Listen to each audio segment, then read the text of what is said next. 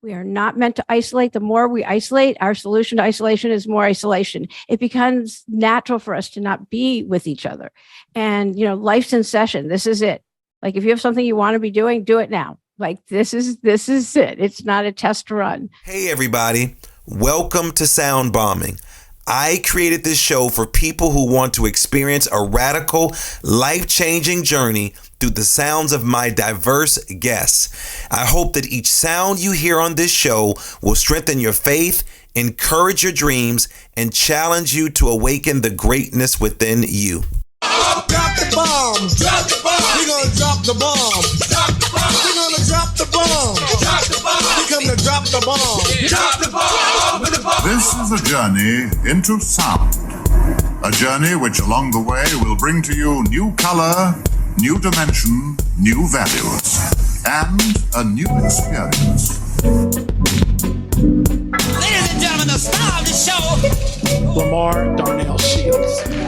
Good morning, good afternoon, good evening, whatever the time of the day it is. You are here with me today, and I'm so excited because, like Jay-Z said, you could have been anywhere in the world, but today you are with me. I'm your host, Dr. LaMarr Darnell Shields, the creator of Sound Bombing, and my goal with this show is to introduce you to people with ideas that will help you unlock your full potential. I hope you had a great Thanksgiving. For those that celebrate Thanksgiving in the U.S., other countries sometimes don't celebrate, but I'm sure we all can be thankful for something. So I had an amazing time.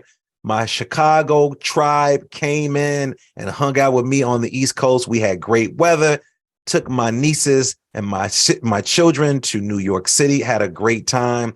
So I'm so glad that I got a chance to spend time with them. Family, if you don't know, is important to me. Family, fitness, and finance and fun are the 4 F's that I really, really love. And so hanging out with my family, it was really important to me. But today it's going to be a little different because some of us have been around our families. And we also discovered during that time that there's a lot of hopelessness, a lot of uncertainty, a lot of challenges that people were dealing with. I know sitting at the table, as we're eating dinner, we're unpacking a lot of things, and a lot of family members, a lot of friends are struggling with some difficult times. And so whether you see life as a roller coaster or, as the film said, a box of chocolates, we all can agree that while it has been beautiful moments in the world and our family, but there are times when hope seems so distant and so far away. And it is during these challenging moments that when we should open more opportunities for change and refinement. And so this show today is for anyone going through difficulties and dark times. And I have a special guest who's going to share some of her own personal strategies that she can help to get her out of her time of darkness. My next guest is the founding member and managing partner of the law offices of Lauren Abrams. She has a true rags to riches story. She has been exclusively protecting the rights of employees for over 22 years. Lauren is pleased to serve as the co-chair of the Practice Management Committee of the California Employment Lawyers Association and is a member of the Women's Law Association of Los Angeles, California. But we're not going to talk about law today. She has been featured on numerous TV shows, ABC News, Good Morning America. But listen, none of that matters because now she is hanging out with me in the Sound Bombing studio. She is the creator of 52 Weeks of Hope, which came out of her own dark period, where she questioned so many things about her life and those around her. She's also the author, How to Be Your Best Self.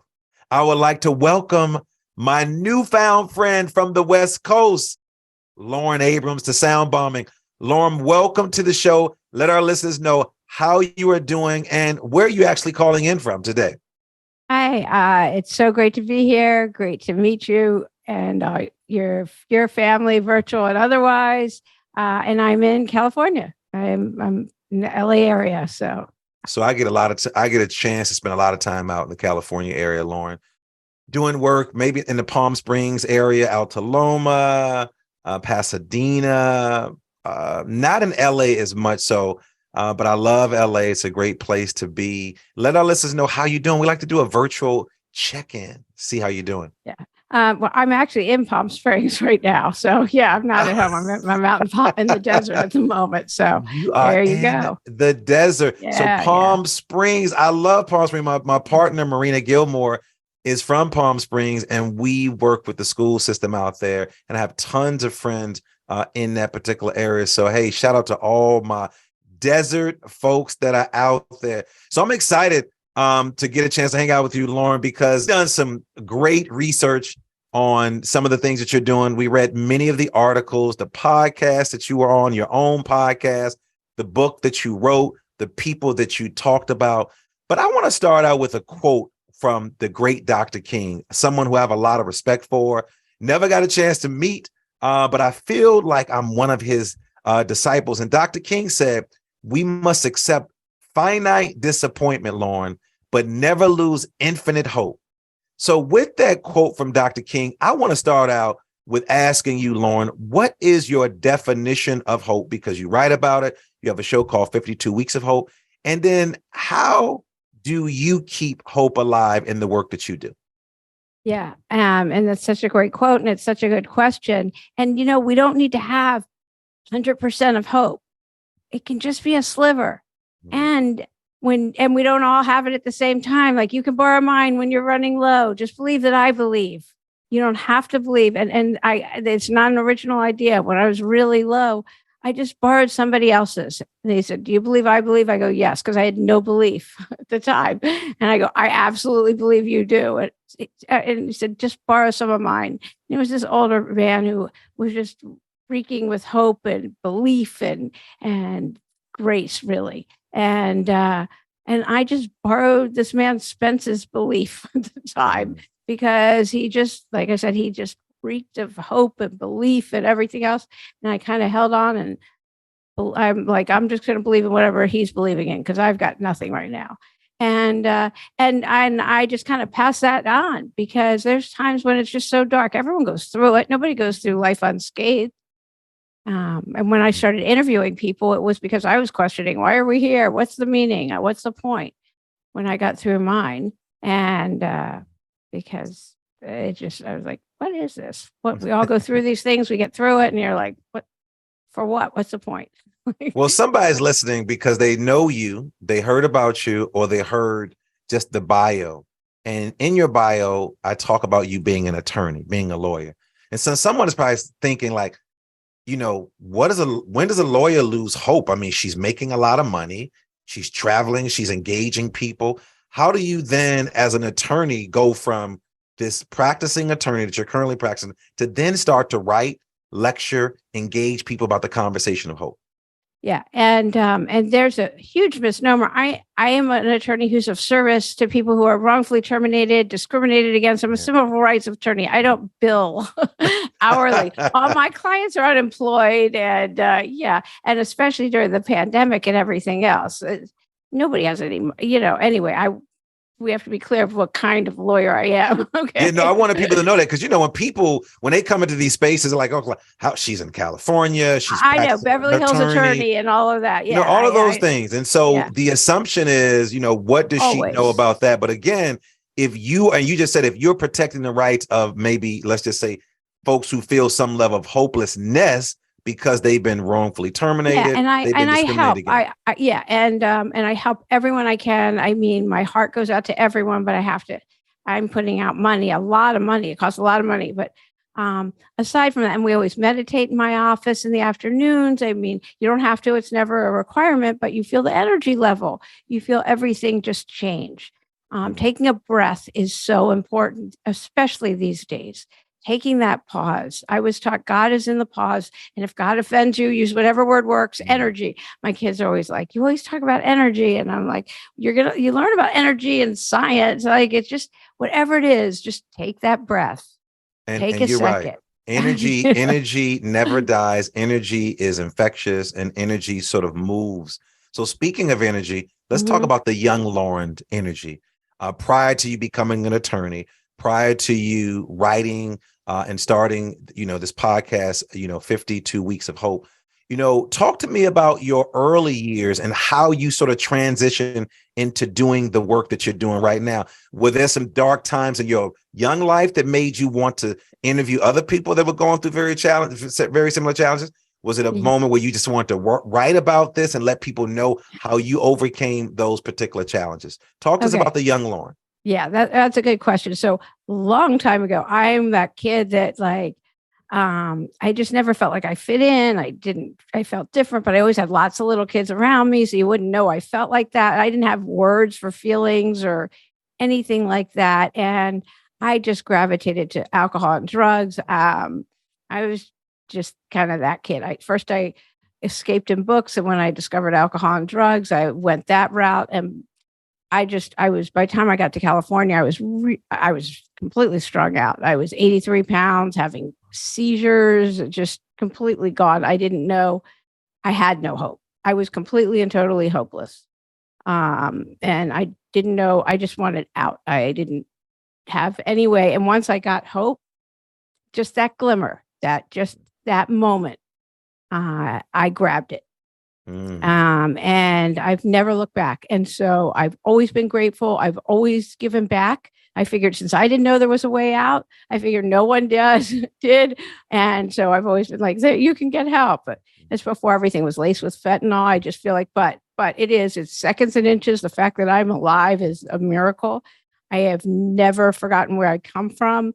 And I slowly started to build a life where I started working and then I started going to college, and then I got a scholarship to UCLA, and then I went to USC law school, and I slowly built a life. I got married, had kids, got divorced. He gave me full custody. I raised my kids, and I started hiring other attorneys because I want time with my kids. And so when I went through this dark night of the soul, I was shocked because I'm always grateful. I'm always giving back. I'm always of service.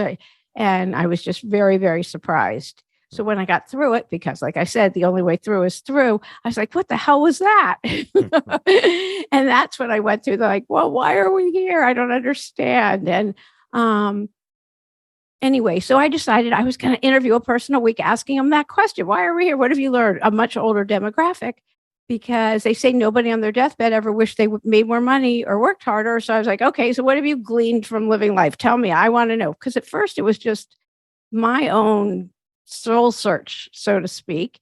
And I'm not a DIYer, but this is as close as I was coming to DIYing, if that's a word. Anyway, so I started doing that. I was interviewing a person a week and asking them, what have you learned from living life? And people would reveal really personal information to me. I'm not in the mental health field or anything, but they would just tell me very personal information. I'd go home and I'd write it up and in my own verbiage and send some of it to my best friend, where it was kind of funny, but not making fun of them funny, just in my own way. So why do you think people were willing to open up so much to you? Do you think that people were just waiting to let it go and release? I don't know. Part of me was like, maybe I've taken so many depositions. I was like, maybe because I'm relentless. And I'm not a gossip. I go straight to the source. I always ask people. I've had people interview with me for jobs and they've told their friends, I'm never telling her this. And they tell me, I have no idea. Wow. I really, that's such a good question. But anyway, after 2.5 months, I was like, this is so good. It's so rich. I have to share this information. And I thought, I'll write one of those books where you open it up. You're like, that's just what I needed to hear. Or you close it and you open it again and I'll call it 52 Weeks of Hope. And then the pandemic hit. So I started podcasting. That was a couple of years ago. And I've never looked back. I do it to help people, to be of service. And I will say that after the first 52 weeks, I ask everyone for a message of hope that I interview. And I took the first 52 weeks messages and I compiled them into 8 overarching messages of hope. And I call it the meaning of life. I was like, okay, now I know. So is there a message that stood out to you more than any other of the messages that you come across? Because as I do these interviews, I interview so many people. I mean, people who are celebrities, people who the folks just don't know, but people who in their own right have an amazing message. And I'm always blown away with the people that I come in contact with. And quite often, the people that you think I'm going to get the that the most profound message from based on looking at his or her CV or resume is not the one, but it's someone who just decided just to write a post or something like that.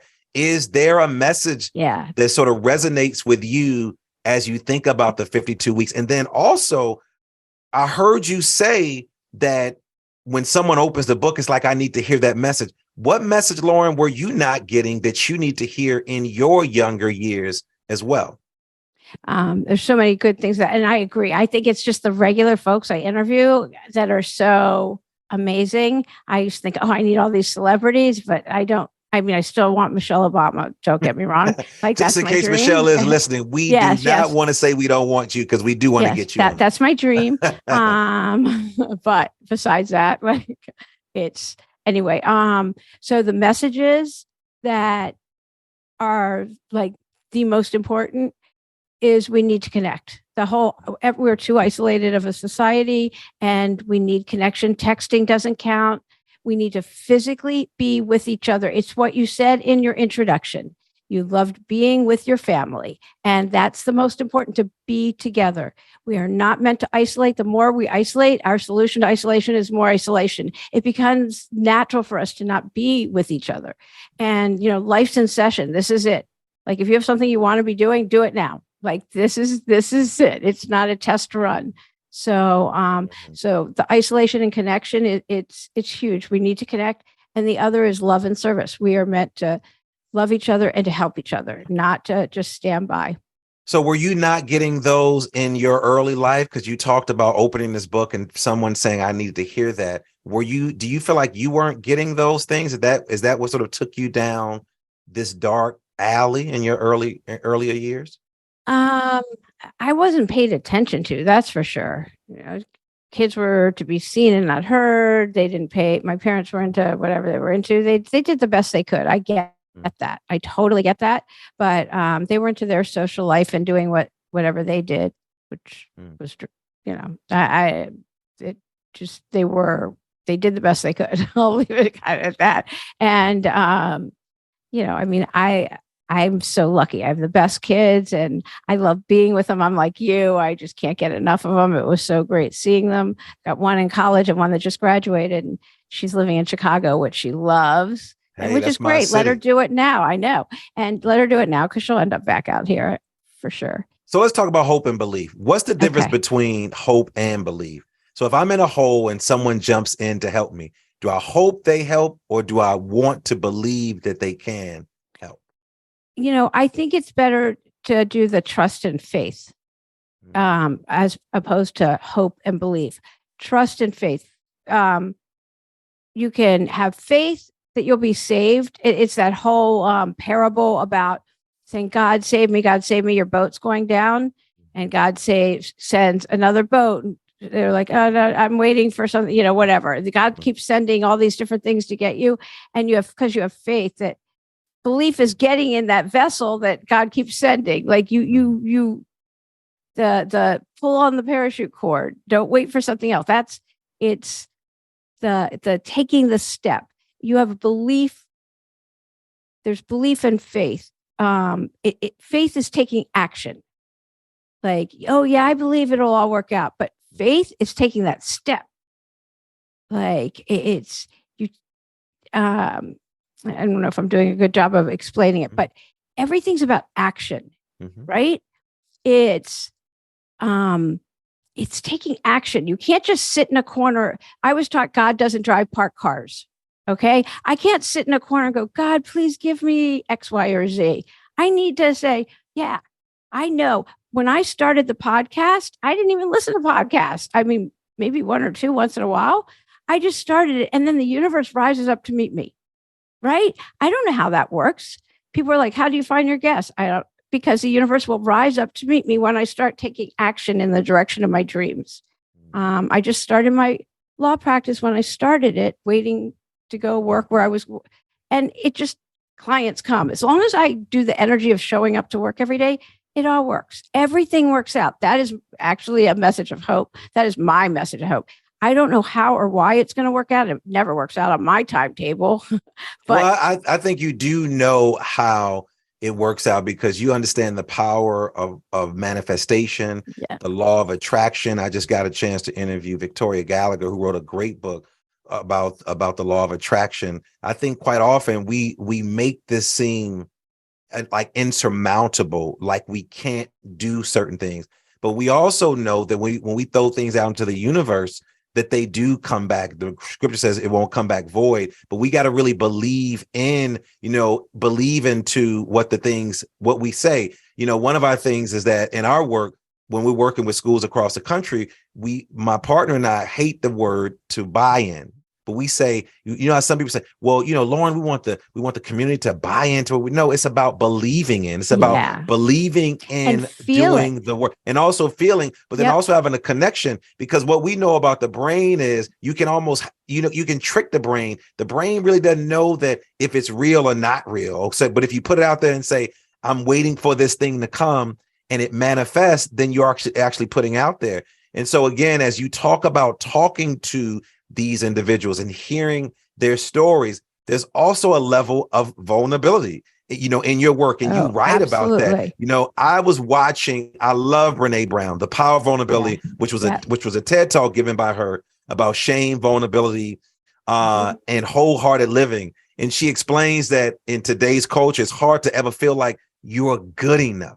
So she shares practices on how to stop feeling shame and comparing yourself to others. And what I just heard you say is that I didn't get certain things from my peers. I didn't get certain things from my parents. Talk to me about the power of vulnerability that you noticed about yourself, but then also about the people that you are coming in contact with your book that you wrote, and also with the 52 Weeks of Hope.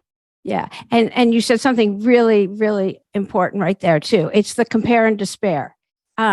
Comparing, I was taught, compare, as Oprah would say, that's a tweetable moment. Compare and despair. Let's unpack that. Talk to me about that concept. Okay. So compare and despair. When I compare my insides to your outsides, I'm always going to fall out short.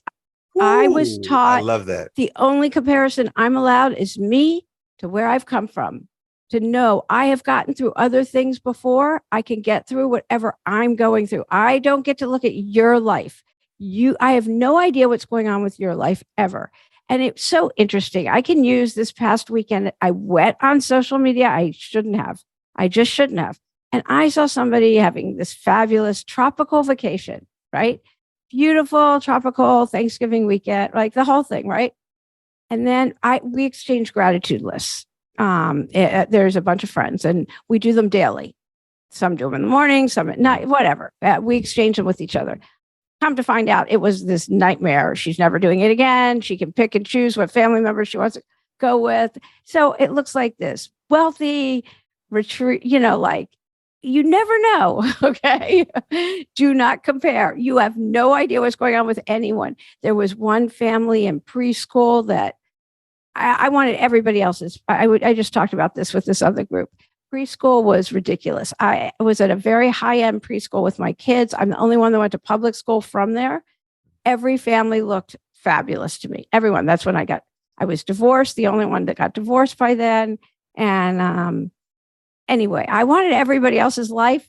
Yeah, not anymore. As time evolved and things came out, my life, my kids are loved. Everything's good. Like, I don't want anybody. You have no idea what's going on with anyone ever. I have gotten through enough to know I can get, like I was taught, we're never given any more than we can handle. Sometimes I thought I have, this time I have, but I was also taught if everyone was given their problems, everybody's problems were put in the middle of a circle, that we would all take our own problems back. And I used to think, no, I want hers. I want that family, or I want anybody.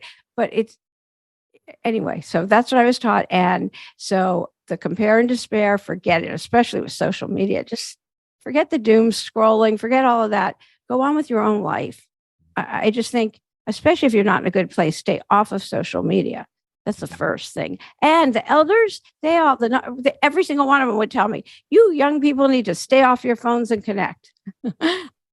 Yeah, connection is a thing that I think that we lost during COVID. You know, a lot of folks are talking about death and losing jobs and not being able to maintain relationships because people who had lived in their homes together, spent time together, they were sort of falling apart. But the one thing that I know about the animal community, and we are part of that, is that we as human beings or as human doings, we need some level of connection, that level of touch. And I remember right after the pandemic that there were several teachers at the elementary school level who struggled because they wanted to embrace their students. They struggled when family members had to go to homes, these hospitals where you dropped your significant other off and you had to leave them there, or family members couldn't come in and embrace. You know, that power of touch is so important with us. And I think that we lose that when it comes to social media. We try to connect it, through this virtual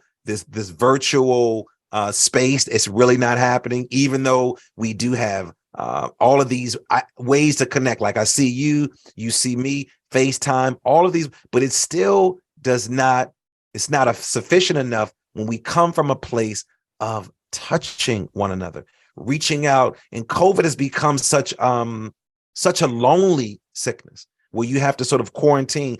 But let's just remove COVID. There's some people, Lauren, who have spiritually, mentally, and physically quarantined themselves away from others. What message of hope do you have for them when those people that have decided to disconnect even before COVID existed? It's true. People were already isolating before COVID. So the thing is, you can create community in such small ways that no matter what you're interested in, there's community. And community doesn't have to be this big group. It can be just a few people, a few like-minded people doing similar things together. I mean, it could be anything, and it could be service related. I know picking up trash doesn't sound that great, but if you're doing it together, or feeding the homeless, it could be anything. I never want to do any of those things, and I always feel great when I leave. Always, 100% of the time when I go to help others, because I'm busy. I don't have time. This, my head. Who cares? I don't listen to my head. I show up and I meet new people who are interested in doing that same type of work. And we leave, there's camaraderie, there's that feel good that stays with you and I get more out of it, I'm sure, than whoever I help. I would mentor a girl downtown for years who was in a high performing, she was, top very poverty stricken neighborhood. And they needed some people. She'd never even met anybody who had been to college. And so I mentored her for a few years, but it took hours and hours just in traffic to get to her. And I helped her with college from 11th grade, all the way through. She went to college on full scholarship. And I mean, my husband was always so freaked out. I'm like, what's a bit, please. Anyway, and I never wanted to go. And it was the greatest experience. Who cares? Or like I said, feeding the homeless, there's camaraderie. All of it. Well, I appreciate that the fact that you gave to this young lady, because those things are so important, especially with so much doom and gloom in the world, from the shootings that we're seeing, the mass shootings. Yeah, we're seeing all the layoffs. We're seeing all the racial challenges that people are faced with, the gender challenges that are taking place. Lauren, what is something that makes you feel hopeful right now during these dark times? Well, I actually think I have to hold on to this because, whatever you focus on grows, first of all. So if you focus on the doom and gloom, that's what grows. And so focus on the positive, focus on the good. Look at a puppy, a baby, nature, and whatever it is that makes you light up, close your eyes, focus on that, because there's still tons of that. There are so many people who believe in law of manifestation, that believe in the spiritual goodness of the world. There's so many, and those are multiplying. I mean, just really multiplying. So I believe the world just needed to be shaken up, whatever it is. And it needed it really, really hard, I guess, because it's still going. And I guess this is just what it takes. You never know the big picture till you're through it. So clearly we're not through it, and we must be a strong generation because we're here. So clearly we can take it, and we can't just sit back and watch or isolate. I mean, in the blue zones where people live the longest, the healthiest, and the happiest, because why do you want to live the longest if you're not healthy and happy?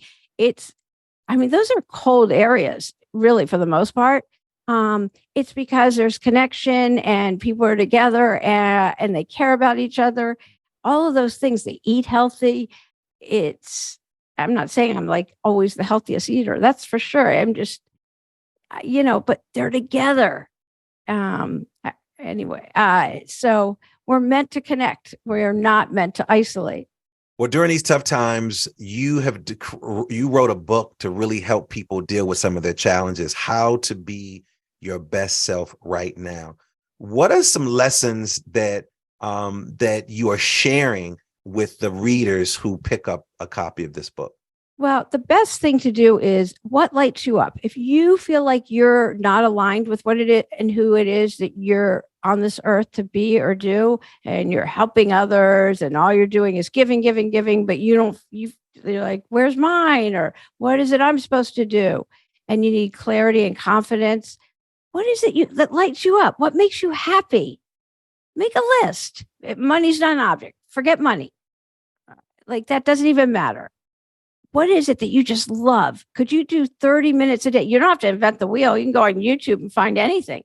I didn't know how to podcast, and forget imposter syndrome, because I had it. I had it even 10 years into being a lawyer. I'd be walking down the hall of the courthouse thinking, look at all these people. They think I'm a lawyer. I am a lawyer. I went to good schools and stuff. And imposter syndrome is just a natural part of like doing anything new. It's going to rear its head. It's going to be like, who do you think you are doing this? What are people going to think? Who cares? Nobody's thinking about you. Okay. Just start there. Nobody is thinking about you. And I don't mean that in a mean way. It's just, I've discovered that your question about vulnerability, that's how we connect, is being our authentic selves. And being like all tight and controlled and worried about what people think about you. Nobody is. I promise. They may go, oh, and then they'll keep going and they'll forget about it. Nobody. Everyone's thinking about themselves. How can my listeners get in contact with you if they want to find out more about what you're doing, as well as get a copy of your book? Everything's at 52weeksofhope.com, the number 52. And I'm also doing free clarity and confidence boost sessions now, where I just walk you through how to get clarity and confidence. So they're 15 to 20 minutes, and it's kind of beta testing. So if you're listening to this and you want to get in on it, you could do it. But it's what I do with my friends all the time. I have them close their eyes and say, what lights you up? And I just kind of walk you through it. So if you want to get in on that, you get to be part of the beta test group for these boost sessions. And because I just feel like everyone should be aligned with who and what they are. And it's what I do all the time anyway with my friends. So I'm like, I'm just going to start doing these little boost sessions now. Well, I love it. I'm seeing you light up when you talk about the work that you're doing. And I'm sure you're just as excited as you are fighting for the rights of the individuals who have been discriminated against in any particular area. So I appreciate everything you said. I appreciate all the work that you're doing, but you cannot leave the show just yet. The second part of the show is called the Super Bomb Questions, and they are rapid fire questions. So I need you to respond as quickly as possible without any commentary. Are you ready, Lauren Abrams? Let's do it. All right, Lauren, what is your favorite word? Gratitude. What is your favorite quote? Ooh. Or Bible verse, or a scripture, or a song lyric to a song. No, the first thing that came to mind is my own. It's never too late to do what lights you up, brings you joy. I love it. What's your superpower? Oh, my superpower is my positive attitude. What's your spirit animal? My friends told me what it was. Isn't that funny? They said it was a lion. I don't know. What Yeah. moves you to tears of joy? Oh, my family, What moves you to tears of sorrow? climate, and the Supreme Court right now. What do you wish you had more time to do? Help in Black Lives Matter and immigration. What's your morning routine? That's easy.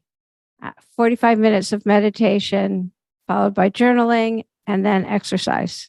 What advice are you glad you ignored? Go work at a law firm. What advice would you give to your younger self? Oh, have faith. You're great. Don't listen to all these other people. It all works out. You're going to be great. If you were the Mrs. America talent competition, Lauren Abrams, what would your talent be? Never. Oh my God. Never. And my final question, Lauren Abrams, what is your favorite sound?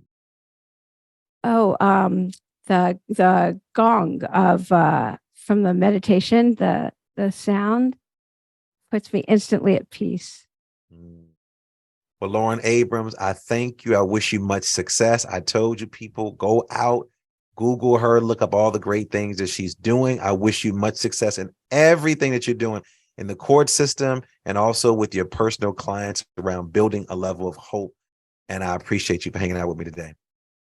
Thank you so much. Yes, yes. And we know that getting through hard times is not about blind faith and just positivity, but it's about resiliency.